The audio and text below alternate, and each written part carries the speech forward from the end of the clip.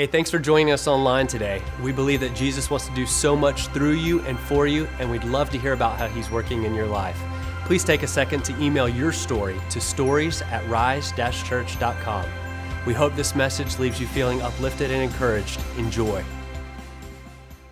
We are in the middle of a series. If you're a first-time guest, awesome. So glad that you're here. The series is called My Friend Has a Question. And we the idea behind this is we take Easter and we ask you to write down one topic that you would love to hear us teach on. And we take the top 5 topics and we create a series around it. So for the rest of the month of September, we're going to talk on that. Next week, we're going to talk about, how do I resist temptation? And how do I say no to sin when it's right there in my face? And God, can I have victory? And then the last week, we're going to talk about how to deal with stress and worry and anxiety and everything that comes with that. But today, my wife and I are going to talk about how to have a healthy relationship. And I'm really excited because today is a special day for us. Today is our 12-year anniversary. Today, right now. Come on, that's a big deal. And so we're going to share on healthy relationships and what God has taught us in our 12 years. And here's all you need to know. We argue, we fight, but our marriage has never been healthier than it is right now. And that's because of Jesus. And so I'm so grateful for that. And, I asked her, babe, it's our anniversary. I know you just had a birthday and you wouldn't let me carry that gift over into our anniversary. But, could I get you something? And she was like, yes. And she gave me a couple ideas. And then she's like, well, what about you? And church, all you need to know about me is I'm just a little hopeless romantic and sappy. And so I just said, babe, all I want for our anniversary is for the Jaguars to beat the Patriots. And so if you got to hit Tom Brady in the leg with a baseball bat, thank you. And so we're going to speak into relationships today, and we're so excited, and I'm going to let Rebecca kind of just share with you the 3 different topics that we're going to hit on. Yeah, so we're going to jump in this morning on parenting, friendships, and marriages. So are you ready to dive in this morning? Let's are you go. ready, church? Let's go. Come on, let's go. All right, so parenting. How many of you know parenting is one of the hardest things to navigate? Come on, all the parents are like, yes, Lord, please tell me you're going to give me some awesome nugget of truth today. And, really over the last years of raising our kiddos, we had our oldest son is 10 years old. The biggest thing that God has taught me is that my kids are looking to me to model what it looks like. So, my kid, if I want them to be kind, I got to show kindness to my spouse. If I want them to share, I've got to lead by example with them. And really what I've learned is I'm not trying to raise good kids. I want to raise godly kids. Amen. I want to raise Amen. godly kids who love Jesus. So if I'm pursuing Jesus with everything that I am, and Jesus is what's flowing out of me, that's what my kids are going to model. You walk in on Sunday, and if you see a kid standing by their parent worshiping, what's that kiddo going to do? They're going to follow the example of their parent. And they're going to worship Jesus just like their parent is. And then in disciplining my kids, really something that God has just really worked on both of our hearts on is I don't want to instill fear in my kids. I don't want my children to obey me because they're afraid of me or because they're afraid of the consequences that I'm going to dangle over their head. I want them to obey because they know it's the godly and the right thing to do. And that's only going to come if they're fallen in love with Jesus, and that's going to come because we model and display that for them. And parents, come on, listen, this is the hardest thing that I have ever had to do in my life. It's the most rewarding thing, but it's the hardest thing. And here's why. Because when that baby comes out, they don't come with a manual. Okay? It's not like the kid's here, follow these instructions and we'll be all right. It's hard. And so students, I want to just speak into your lives. You're not children anymore. You still are your parents' children and whatever, but you're not in Rise Kids. You're students, you're teenagers now, you're growing up. And I just want to speak into you and just let you know this. Hey, your parents aren't perfect. Can I get an amen?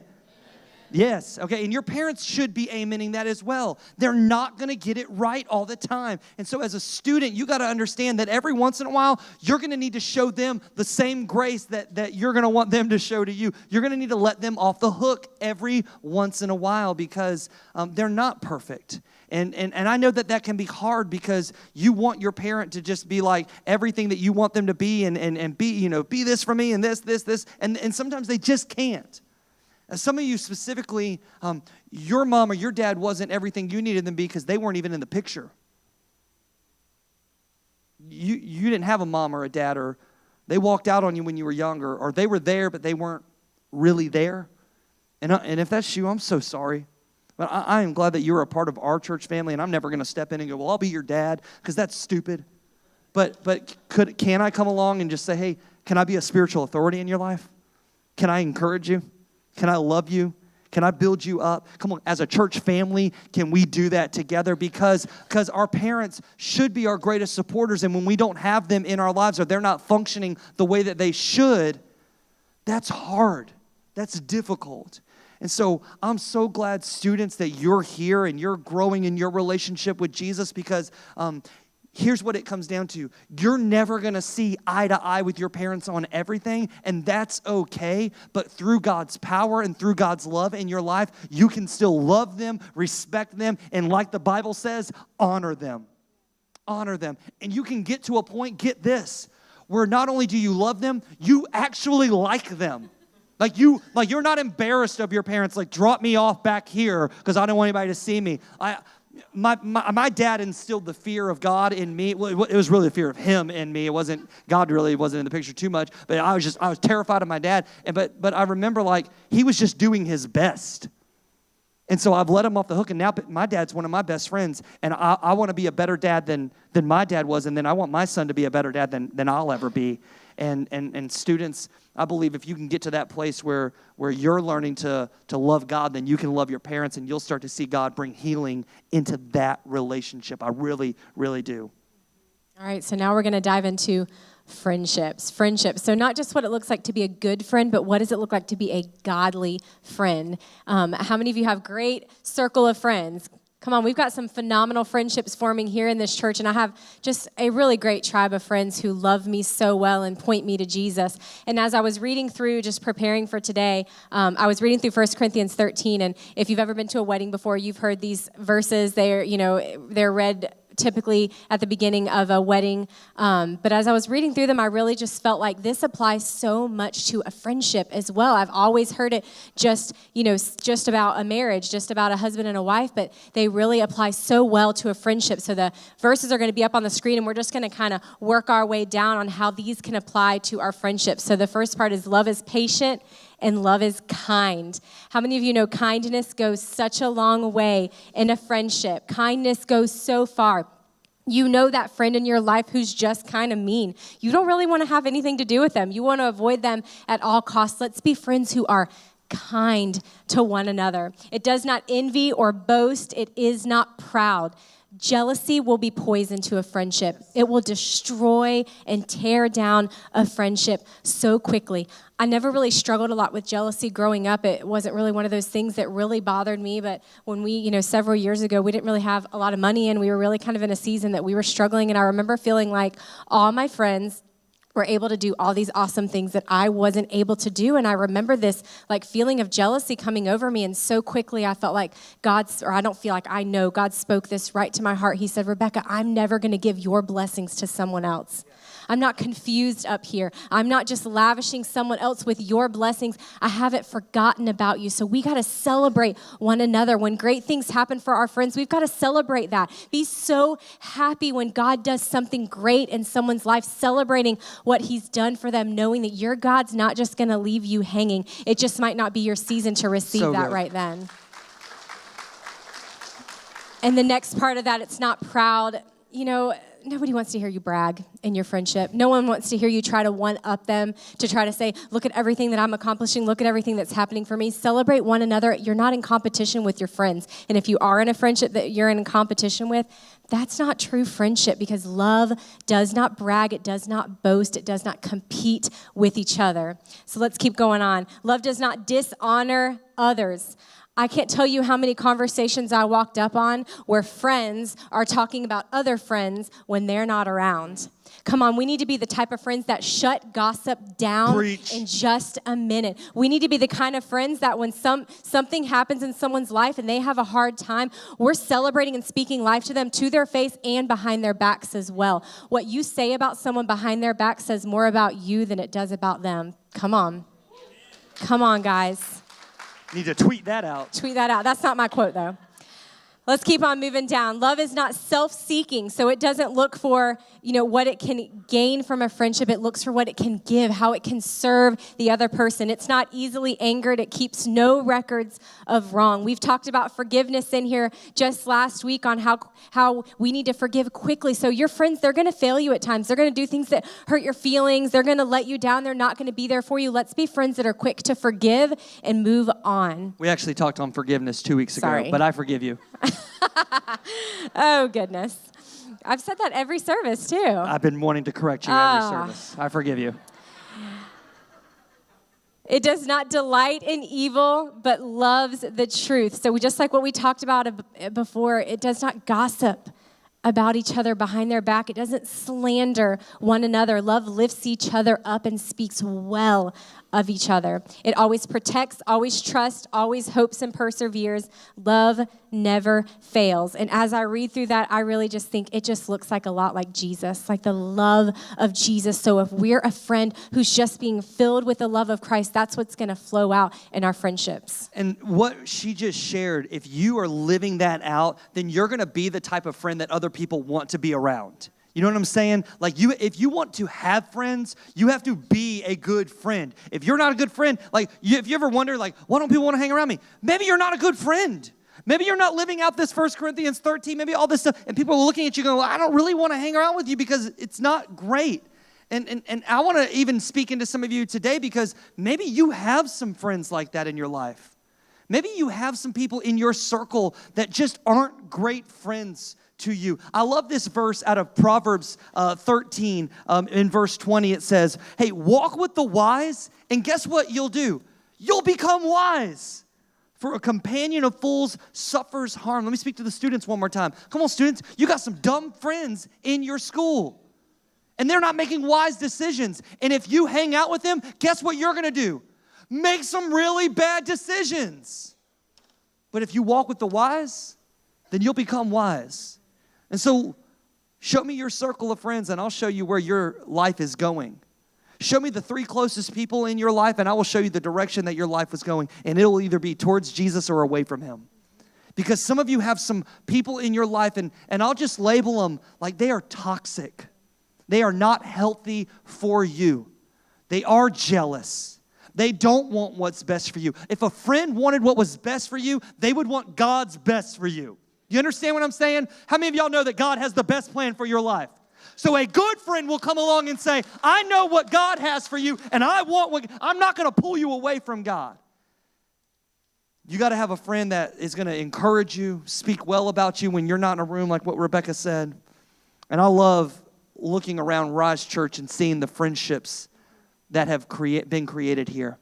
I love seeing people that came in and they were complete strangers, and through serving together or being in a small group together, they met each other, and God just brought together a friendship that they haven't known each other their whole lives. They've only known each other a year, but it looks like they have, because it's a godly friendship, and it's built on Jesus, and it's full of love, and it's full of hope, and it's full of encouragement. These are the type of friendships that you need in your life. And if you don't have friendships like that, it's easy to look on at other people and say, oh yeah, well, they're just a clique. No, they're not. They're just really good friends.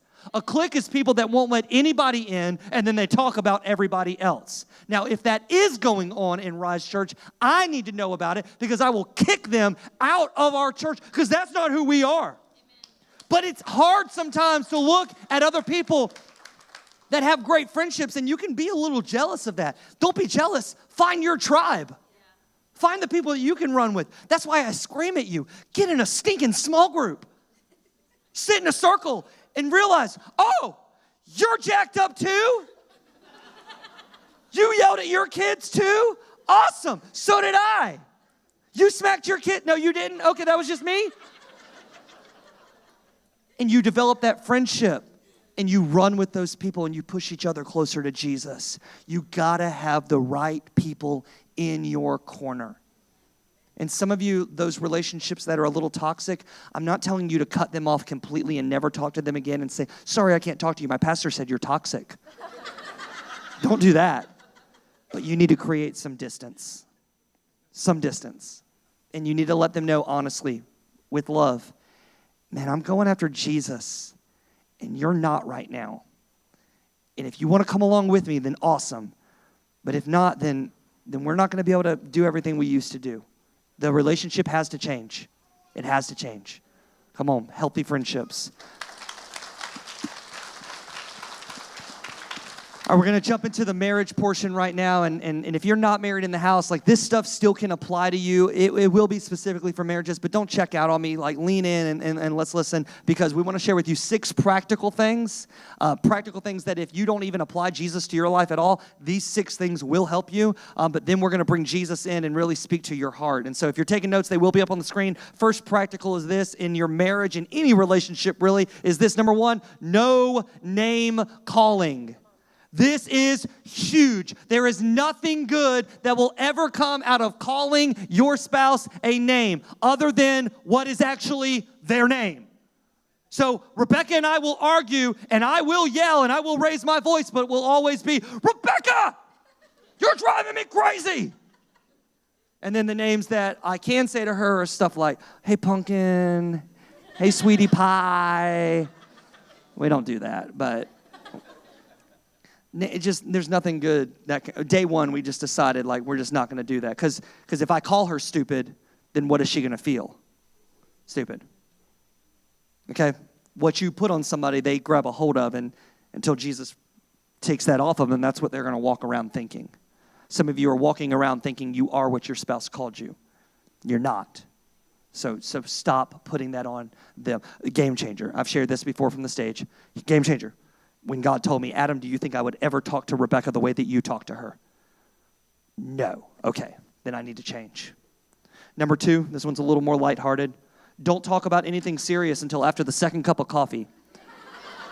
Preach. Okay. So I'm an early riser. I'm up about 2 or 3 hours before she's even out of bed, and I've already drinking a whole pot of coffee. I'm not allowed to look at her until she has her first cup. So I have to look down and go, are you done yet? Are you done yet? Are you done yet? I need like 20 minutes when I get up in the morning. Yeah, she's and if you're like, well, I don't drink coffee, how does that apply to me? You need to start drinking, and that'll, I promise you, it'll help your marriage. It'll like start today, like 5 cups a day. It'll help you, I promise. Number 3. Don't be critical. Don't be critical. There is a way of voicing your frustration without it coming across as critical, okay? Criticizing. I'm talking about the small things that don't even matter. I'm bad on this. I will tell her how to drive, and I don't need to do that. Here's the reality. Your spouse should be the most encouraging person, so when they're critical, it hurts greatly. And I know this one's a big one for you, and I know that we're kind of running through these quickly, but is there anything you want to say on that? You're good? Okay. Just amen. Preach. Okay. Number 4, never say these 3 words. You ready? Here's the 3 words. Never, always, and fat. Okay? Have you ever said this before? Well, you never do that. Or you always do that. No. They don't never do it. They just did it this one time. Or they don't always do that. They just did it this one time. But the moment you step in and say, you always do that, they take offense and go, I don't always do it. I just did it now. Do you understand what I'm saying? You take something that's specific and you just put a broad statement on it, and it doesn't work. And then we just all agree it's never a good time to say that somebody's fat, like ever. Like just don't, unless you're talking about like some steak and got extra fat in it, and come on, ribeye. Let's go. You look like you've lost weight, too. You look great. You're so skinny.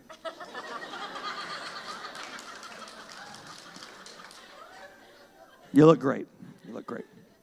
Number 5, don't be defensive. How many arguments could have been avoided if you just said, you're right, I was wrong? Come on, man, 3 sexiest words on the planet. I was wrong. Okay? I was wrong. Like, and I'm so bad at this because I always want to be right because I don't like to be wrong because then my pride gets hurt. But here, I'm wrong all the time. And if I can just own it, then I don't have to be defensive and start arguing back. Yeah, I'm not naturally a defensive person, but the moment someone's defensive towards me, all I want to do is be defensive right back. So it just fuels the fire. Yeah. So many of our arguments could have been avoided if I just said, yeah, you're right. You're right. I'm sorry. I was wrong. Last one, and you're going to laugh at this one, but I promise you it'll help you. Number 6, order your own food. Okay? Don't share a meal. Okay? Okay? So many fights could have been avoided if we just each got our own cheeseburger. Okay? My son has this. It's a fork. Listen, don't reach across the table and be like, let me get a French fry, girl. You don't touch my French fries, ever. Like, they are mine, and every once in a while, I'm very cheap, so I'm like, let's just split a meal, and she's like, well, I'm not that hungry. Yes, she is, and I don't want to split a meal. I would rather pay the extra $10 to avoid the argument. Amen? Okay? And don't touch my coffee. And Rebecca doesn't share drinks. That's her thing. With anyone. With her, she won't give it to our kids if they were suffering from dehydration. She wouldn't do it. She wouldn't do it. So, all right. So that was fun. Lean in for me, because now we want to speak to your heart. And we got to work through this, so let's go. Yeah, absolutely. So as I'm reading through 1 Corinthians, everything we read through earlier, talking about love and what love looks like, Paul closes out that last bit of the chapter, and he says, now all of these things remain, faith, hope, and love, and the greatest is love. And as I'm reading through those, I really felt like those apply perfectly to our marriages. So let's look at all 3 of them. The first one is faith. Faith in God. Faith in God, that we love God, that we're pursuing him with everything that we have. That's the single most important thing in our marriages, is that we're both on this same journey to seeking God with everything that we have, so that when times get tough, we can reach across the table, we can grab hands, and we can cry out to heaven for healing, for health, for whatever it is that we need from God. But it takes 2 people who are passionately seeking Jesus. So if you're in here and you're like, well, I'm already married and my spouse isn't pursuing Jesus. Do I just give up? Do I just walk away? Absolutely not. There is hope in Jesus. It also says in 1 Corinthians 7, that if you are in a marriage and only one of you is pursuing Jesus, you now have the opportunity and the ability to be light and life to that relationship. You have the ability, because you are carrying the living Jesus Christ inside of you, and you now have the ability to speak that and to bring Jesus into your marriage. So do not give up. Do not lose heart. Have hope that Jesus can come in a moment, and he will use you to speak into your marriage. The next thing that Paul mentions is hope. Hope. And we can have a hope in our future. So often I think people think that in a marriage, the best days were just the honeymoon stages. That first year when we were just so in love with one another, that was the best year ever of our marriage. But if that's our mentality, that only the honeymoon stage is the best stage ever of our marriage, then we have no hope for the future together with one another. We have to have hope that our best days are still to come, that we can continue to grow and love with one another every single year. Our marriage 12 years down the road is better this year than it was last year. And it was better, last year it was better than the first year that we ever got married, because we know each other now. Hope in the future with one another, that the best days are still to come. And the last thing he says is love. Love for each other. Love for each other. You have to choose to love your spouse every single day. I think often we get love confused. We think it's a feeling or an emotion. Well, I don't really feel like loving you today. I don't really feel like I'm still in love with you. No, love is a choice that we have to make every single day. That even when you frustrate me, I choose to love you. Even when you fail me, I choose to love you. Even when you've made a mistake, I choose love every single day for my marriage. It's so, so important. And as we look through these 3 things, ultimately, if you were to just say, like, all right, what's that one thing? Like, what is the secret to your healthy marriage? What is it? It's Jesus. Yes. It's Jesus. It's Jesus at the center of your relationship. Let's look at Matthew 7:24. It's going to be up on the screen. Everyone who hears these words of mine and does them will be like a wise man who built his house on the rock. The rain fell, the floods came, and the winds blew and beat on the house, but it did not fall, because it had been founded on the rock. So in that scripture, that rock represents Jesus, and that house is us. It's our marriage. It's our relationships. So when those storms come and your marriage is tough and there has been mistakes, someone has failed the other, or there is a sick child, or you have financial struggles and the storms are coming, your marriage, if it is founded on the rock and your foundation is in Jesus Christ, those storms are going to come and they might shake the walls of your house and they might shake you to your very core, but your faith in Jesus Christ is what will keep you going in your marriage. Storm after storm can come and you might even fall down, but you can grab hands with your spouse, and because you have faith in God and you have laid that firm foundation of Jesus, you can get back up together and you can beat anything that comes against your marriage, because Jesus is your foundation. It's So not good. each other. So good. It's not the foundation of Adam and Rebecca. It's the foundation of Jesus Christ, and that's what's going to pick you up, and your marriage will be stronger than ever. So there is hope. If your marriage is struggling in here today, there is hope in Jesus if you lay that foundation on him. So good. I remember watching this show, and if you're young in the crowd, you might not have ever seen this. It was called Extreme Home Makeover. Anybody love that show? And when they first started the show, they would come in and they would find somebody whose house was just messed up, jacked up, and they would come in and they would just fix it up. And what they realized was, hey, it's actually more cost effective if we just bulldoze the whole thing and start from the ground up. Here's what I need to share with some of y'all in this place, because I've met too many people and I've talked to too many people, and they say, you know, like, we just started coming to church and we're trying to follow after Jesus, but things still are a little rocky. And I want to share with you, it's because you initially didn't build it on Jesus. So what you're trying to do right now is take all those things that you did not build it on, and you're trying to add Jesus to it. And sometimes you just got to come in and just level the whole thing and just go, hey, we're going to relearn how to communicate to each other. We're going to relearn how to treat each other. We're going to relearn how to talk to one another in a kind, loving, encouraging way. And I've sat across the room now in 15 years of ministry and just heard story after story of relationships that were just on the rocks. There's no hope. We're done. And I look at them and I go, do you want to make it work? Do you want to make it work? And they can both say yes. And I've had people where they both said yes, and then 2 weeks later, one of them bailed because it wasn't worth it for them. And when both parties aren't willing to make it work, it will not work. You have to both go all in. But if you're willing to put in the work, and this is what I mean by putting in the work. I don't mean bringing flowers home or putting on makeup and dressing up. I'm not talking about that. I'm talking about putting in the work of loving Jesus with your whole heart. This is the mission of our church. We want you to love God with all of your heart. Because if you're loving God with all of your heart, you know who else you're going to love? Everybody, especially your spouse. And if you're here in this place and you're thinking, yeah, but you don't know my situation. Our marriage is struggling. Like, it's pretty broken. I would even say it's over, it's dead. Jesus was pretty dead too. My God can resurrect all things, and he can breathe new life into every situation. And I have seen marriages that it was like, man, there is no hope for them, for God to bring hope and bring healing. The enemy is out to divide. Our God is a God of restoration and unity. And there is hope. Do not lose hope. There is hope, but you got to take it serious. And it's not like we're going to start being, no. You need to love God. You need to pursue Jesus with your life. Our marriage is thriving because 6 years in, I realized I'm the problem.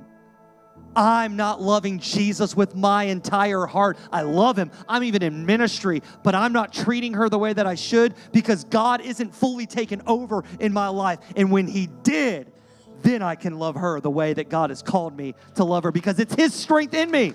It's all him. So why is your marriage struggling? Because you're not loving Jesus with all of your heart. Then and only then will it work. I promise you. I promise you. Thanks for watching today. If you'd like to continue the conversation, you can like us on Facebook or follow us on Instagram. If our church has had an impact on you and you'd like to support what Jesus is doing here, you can do so by going to rise-church.com/give and select the giving option that best suits you. Thanks for watching online, and have a great week.